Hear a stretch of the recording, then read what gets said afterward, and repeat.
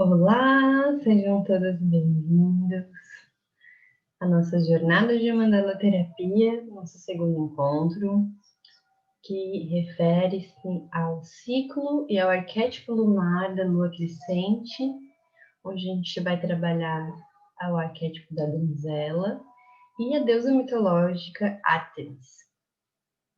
Bom, na segunda-feira a gente iniciou o período da fase lunar crescente, e esse período ele é um momento que a gente saiu da lua nova, onde estava tudo em escuridão, a gente estava em introspecção, com movimentos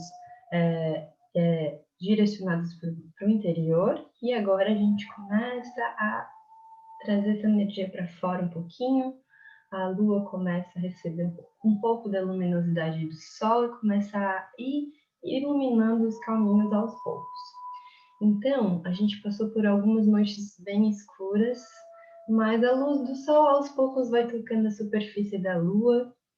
Um fio de luz no céu cresce a cada noite e vai iluminando os caminhos. E toda a natureza vai respondendo a esses estímulos e direcionando aos poucos essa energia para o exterior. E assim a gente também. A luz do luar cresce ao céu e aos poucos é possível enxergar as trilhas que estavam na sombra e vamos pisando firmes nas trilhas que vamos abrindo. As seivas das plantas começam a subir em direção às copas das árvores e esse é o momento de agir, de prosperar, de expandir, de aprimorar e de aproveitar essa intensidade desse momento. É um momento que a gente começa a investir nos projetos, nos nossos planejamentos da lua nova, onde a gente coloca em ação aquilo que a gente estava com planos, né? Então a lua crescente, ela tem o poder de fertilizar e fazer crescer e prosperar os nossos planos, projetos e sonhos. Então,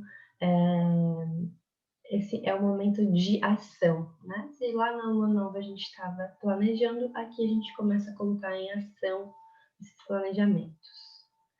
A energia predominante desse período é de força de vida em plena ação, manifestação da energia vital, que começa a ser projetada para fora.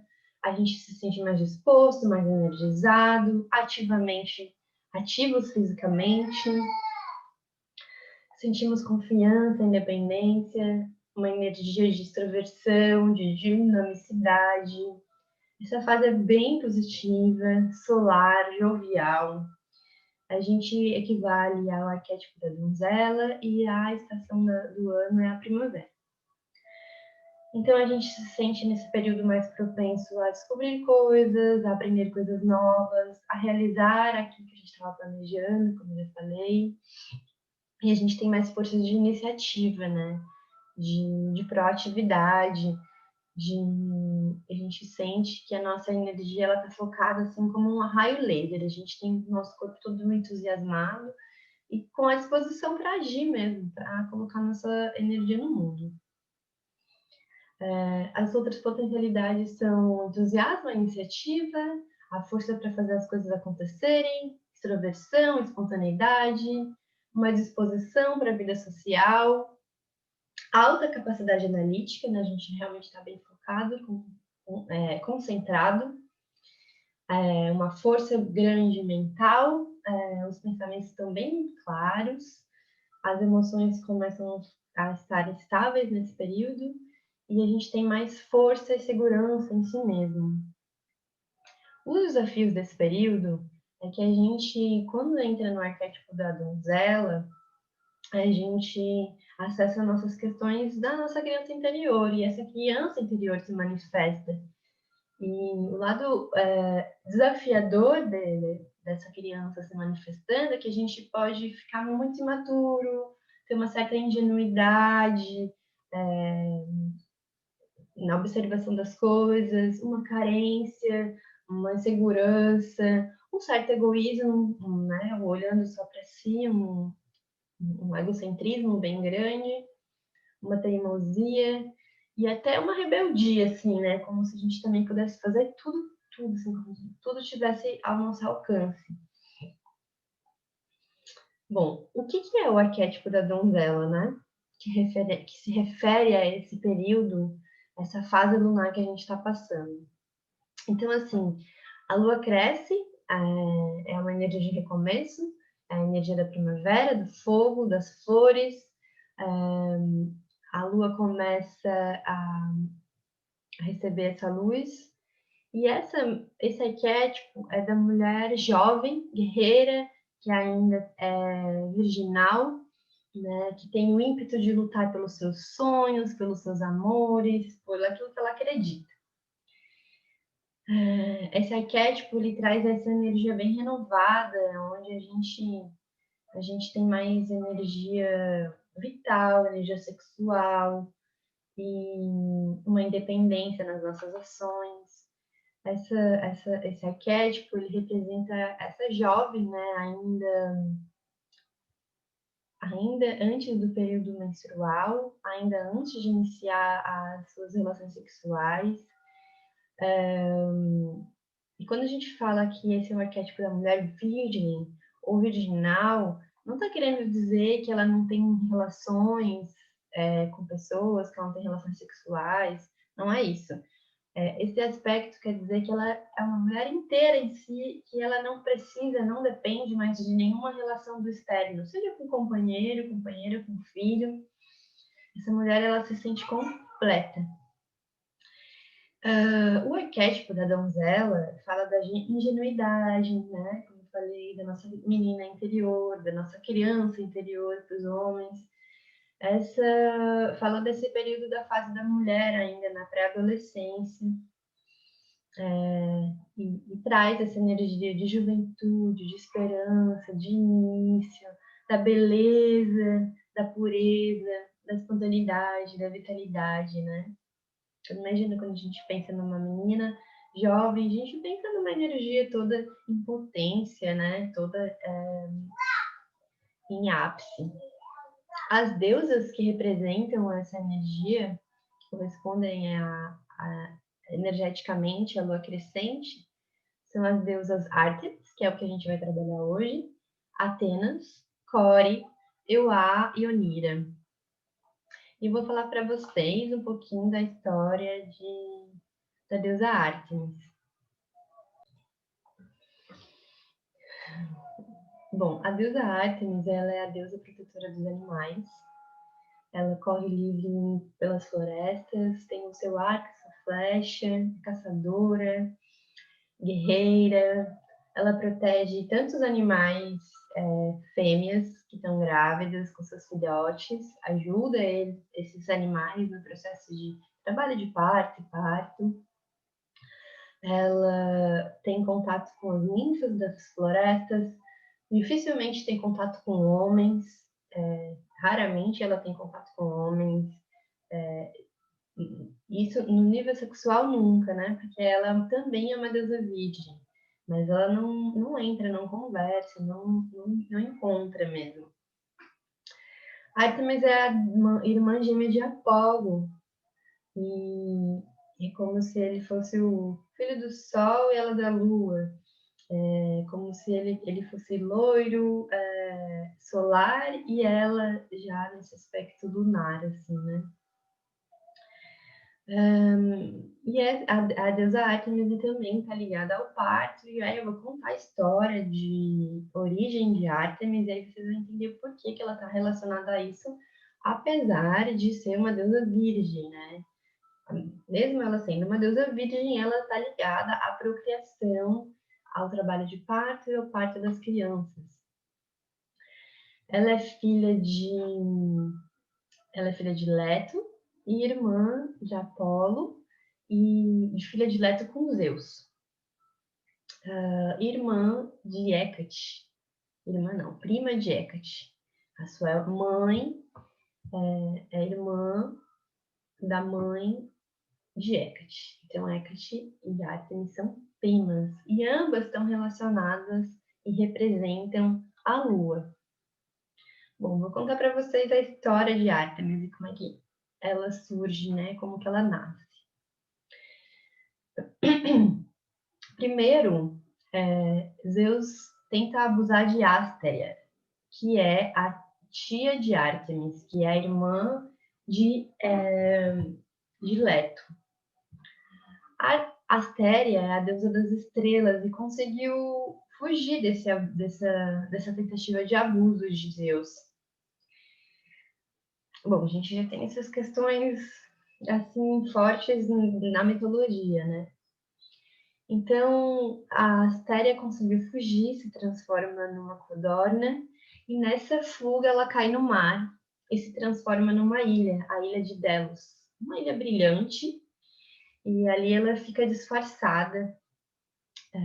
E Zeus procura ela por todos os cantos, mas não consegue encontrar, porque ela está disfarçada de ilha submersa na água, né? Tempos depois, Zeus tenta abusar de Leto, que é a mãe de Ártemis. E ele consegue, de fato, e Leto engravida. A companheira de Zeus, sabendo disso, fica muito furiosa. Muito furiosa. Hera, que é a companheira de Zeus, fica sabendo que ele teve uma relação com Leto e que a Leto engravidou dele. Furiosa com isso, ela persegue Leto e proíbe e conversa com Gaia e pede para Gaia que impeça Leto de parir os filhos em qualquer lugar da superfície da Terra. Leto, grávida em trabalho de parto, prestes a ganhar e parir seus filhos, né, grávida de gêmeos, ela começa a perambular pelo mundo procurando um lugar seguro para parir esses filhos. E começa essa aventura ainda, né, ainda grávida, ainda prestes a parir, né? Poseidon, sabendo disso, tenta ajudar ela e ajuda ela a ir até a ilha de Delos, a ilha da sua irmã Astéria, né? Então, Poseidon leva ela até essa ilha e quando ela chega nessa ilha, ela tem o parto de Apolo e de Ártemis. Como que foi que aconteceu esse parto, né? Chegando na Ilha Brilhante, na Ilha de Delos, Leto passa a dar à luz a seus filhos e dizem que Ártemis que se ajudou a parir, ela mesma que se ajudou a vir ao mundo. E logo que nasceu, ajuda essa mãe a dar à luz a seu irmão Apolo. Por isso, Ártemis é considerada a deusa relacionada ao trabalho de parto, ao parto e às crianças recém-nascidas. Então, assim, Apolo nasceu bem loiro, parecendo o sol, e Ártemis com a pele clara, seus cabelos escuros, lembravam a lua banhada pela escuridão da noite. Porém, Hera, ao saber que Leto conseguiu dar à luz aos seus filhos, volta a persegui-los. Então, assim, Leto conseguiu dar à luz aos filhos dentro da ilha, porque a ilha ela é submersa e flutuante e não tem contato com a superfície da Terra. Por isso o que ela fez, o trato que ela fez com Gaia não funcionou aqui. E aí, sabendo que não tinha funcionado, que Leto tinha conseguido parir os seus filhos, era muito brava, muito pé da vida com isso, manda uma cobra, a cobra Piton, uma serpente Piton, ir atrás de Leto, de Apolo e de Ártemis para devorá-los e matá-los. E assim os três começam a vagar de novo pelo mundo nessa fuga e tentando sobreviver, né, a essas tentativas de ataques que a Piton vinha causando, né, durante esse tempo, nessas perseguições. Com o tempo, esses deuses, Ártemis e Apolo, crescem. Os dois ganham um presente do pai, Zeus, um arco e uma flecha. E a Artemis ficou tão apaixonada por esse presente, que começa a se dedicar à caça e à proteção dos animais a partir desse, com o seu arco e com sua flecha, né? E Apolo, ele, por sua vez, resolve se vingar da serpente e ir atrás dessa serpente que tanto perseguiu eles, com a intenção de querer matar ela mesmo, né? Por fim, Apolo consegue encontrar a serpente, Piton. Com 3 flechadas, ele mata ela. E depois de matar ela sobre seu corpo, ele decreta que aqui naquele lugar onde ela foi morta vai ser um templo sagrado, onde é conhecido hoje como o Oráculo dos Delfos. Bom, uma outra história também que tem a ver com Ártemis é a história dela com Órion e a constelação de Órion, né? Então, existem várias versões sobre essa história também. Eu vou contar uma bem simples, que é os dois, né, Ártemis e Órion, eram muito próximos, muito íntimos, não tinham relações, mas eram bem íntimos. Com essa proximidade de Órion, Apolo, irmão gêmeo de Ártemis, fica com ciúmes e planeja uma emboscada, digamos assim. Como a irmã é muito caçadora, ele confronta ela para acertar alguns alvos que ele tinha colocado durante o caminho, e ela aceita essa proposta, guerreira que ela certa que vai conseguir acertar todos os alvos. E ela vai acertando todos eles, e aí no final a Apolo fala assim: duvido que tu consiga acertar aquele alvo lá no meio do mar, do oceano. Bom, Artemis se sentiu desafiada, não pensa 2 vezes, mira com foco, concentração, e atira nesse alvo, acerta ele, e o mar traz esse alvo para a beira. E quando ele chega na beira da praia, Artemis descobre que havia acertado e matado Órion. Dizem que depois dessa situação, desse caso, é que ela resolveu nunca mais ter uma relação sexual com algum homem, né? Dizem que começa disso a partir dessa história.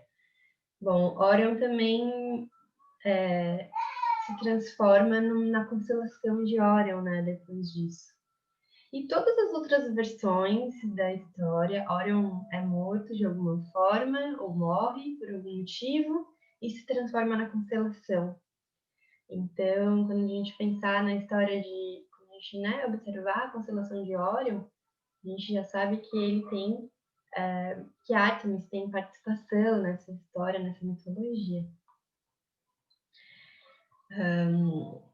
Bom, essa é a história de Artemis, assim como esses são as energias da lua crescente e do arquétipo lunar dessa lua, da donzela.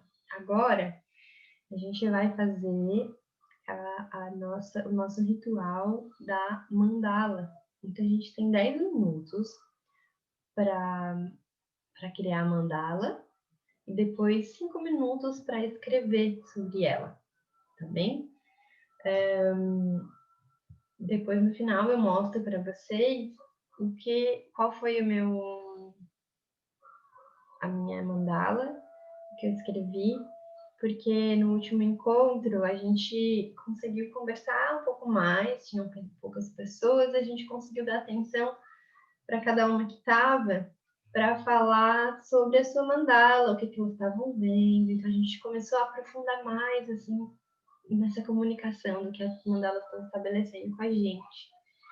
Então foi bem especial, bem legal. E aí, agora, então, a gente vai, em 10 minutos, vocês produzem a mandala de vocês aí. E eu fico aqui no aguardo, comunico quando estiver finalizando. Depois a gente faz a contemplação e depois a escrita. Beleza? Então, começando agora. E daqui 10 minutinhos eu aviso vocês.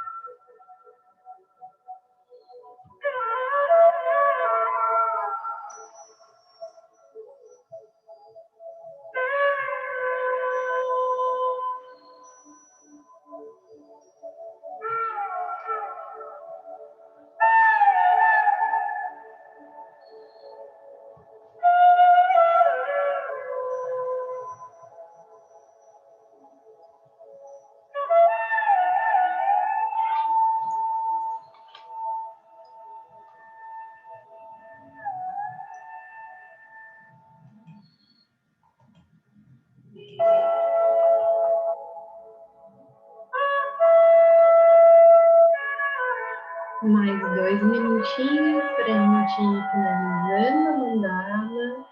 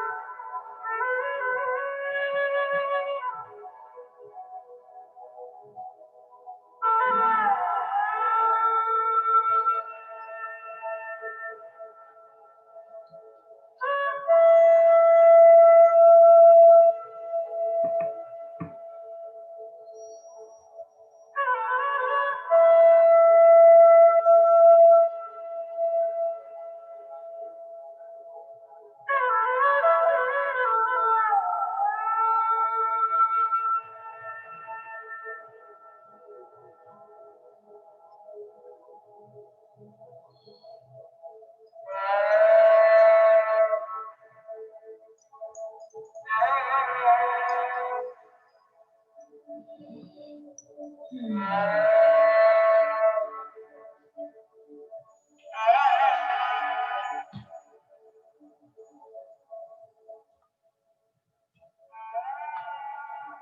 agora a gente vai finalizando a mandala.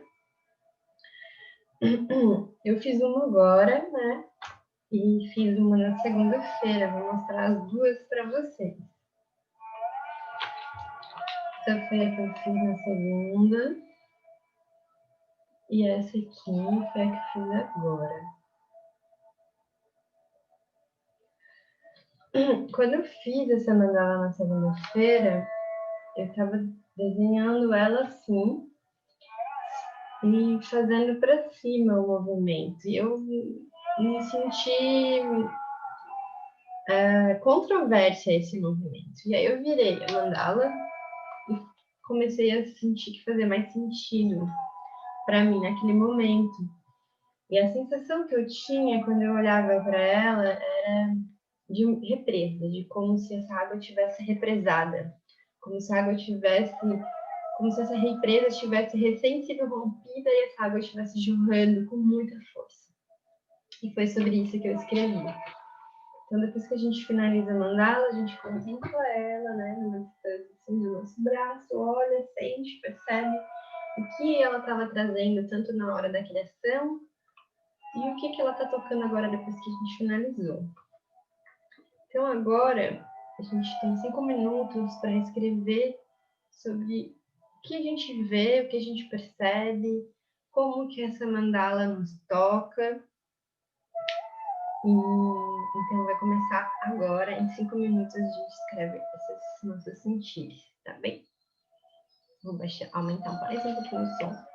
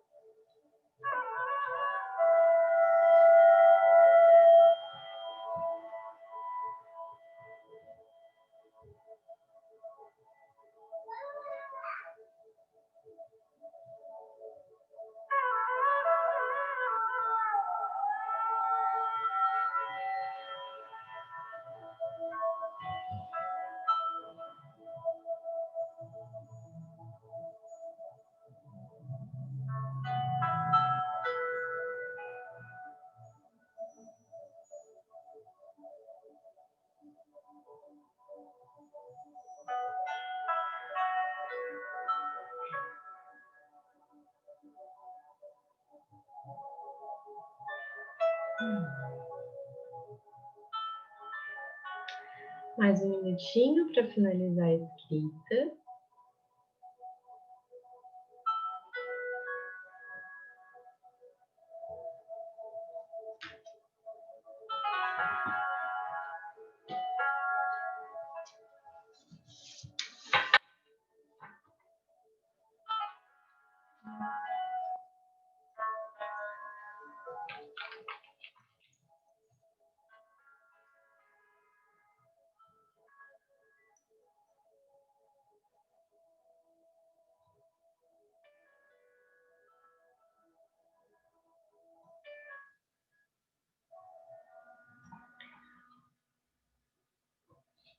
Bom,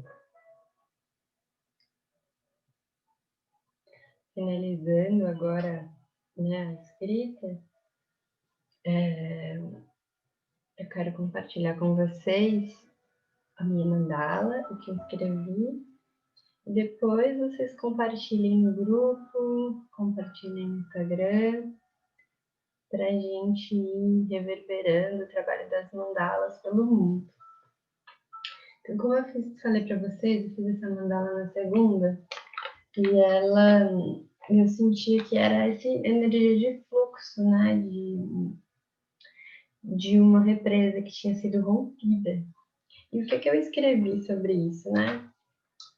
Eu vejo tantos tons de azul que eu definitivamente amo essa cor. No dia eu estava vestida com ela e eu falo aqui, né? Eu estou vestida com ela hoje. Exatamente da cor que eu pintei a mandala, eu estava vestida com ela.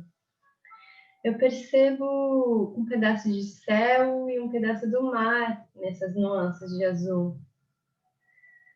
Quando vejo essa mandala, eu lembro da água. Uma água represada, com força. Mas sinto que ela transbordou. Sinto que esse transbordamento veio de uma ruptura. Como se a represa tivesse sido aberta. E tudo estivesse fluindo. Porém, tem uma força imensurável, uma potência assustadora. Eu tenho medo disso. Uma força daquilo que estava reprimido e que foi liberto. Mas há que se tomar cuidado, porque essa força também pode destruir. É preciso ponderar.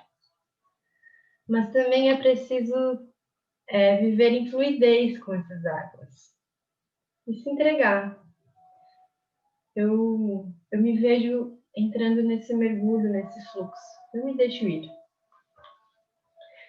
Bom, é bem significativa para mim essa mandala, foi bem forte. Ela complementa a mandala da lua nova. Também fala de força, potência vindo para o mundo. Ainda assim, o medinho de que eu preciso, né, uma sensação de que eu preciso ponderar, medo dessa força, medo dessa potência, assim. Acho que a gente tem muito medo da nossa potência. E acho que é preciso ter coragem, realmente, para assumir o que a gente tem de melhor para entregar para o mundo, né? Então, minha mandala fala disso. E a jornada, ela representa isso, representa aquilo que eu posso estar entregando para o mundo de melhor do meu coração para vocês. É isso, hoje a gente fica por aqui. Nos encontramos na lua cheia, no dia 30. Vai ser muito especial, porque a gente vai estar encerrando o ano, nossos últimos momentos do ano de 2020, esse ano tão forte, tão maluco, tão curador, tão desafiador. E é uma honra, um prazer, uma alegria e um amor imenso de poder estar com vocês e partilhar um pouquinho daquilo que toca o meu coração e de alguma forma tocar o coração de vocês, seja no estudo dos nossos ciclos, seja na percepção do que o nosso inconsciente está querendo comunicar através da arte, das mandalas. Eu fico muito feliz, muito honrada de ter cada um de vocês aqui se entregando a esse processo. Desde aqui, o meu abraço, o meu amor, o meu carinho. Desejo para vocês um lindo Natal. Estou aqui gravando esse vídeo no dia 24 de manhã, com a Luninha lá meio dormindo, meio acordando. Então, assim, sintam-se abraçados e com o meu carinho e meus votos de um lindo Natal e uma linda passagem de ano. Um abraço e até mais.